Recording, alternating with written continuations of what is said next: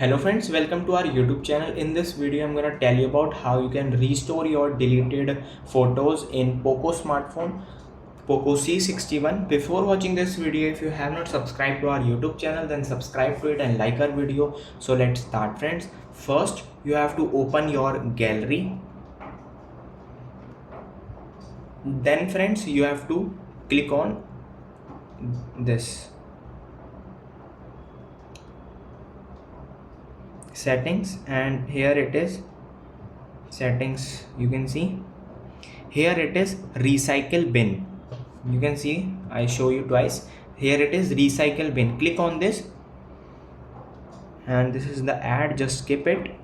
You can see this, and after 30 days it will be permanently deleted. So after that you have to click on this and just simply tap on it and click on restore. Friends, here it is a restore selected files option. You have to click on it, and you can see this file is moved from here. You can see it is showing. I hope you like this video. If you like this video, then subscribe to our YouTube channel for more helpful tips and tricks videos. See you next time.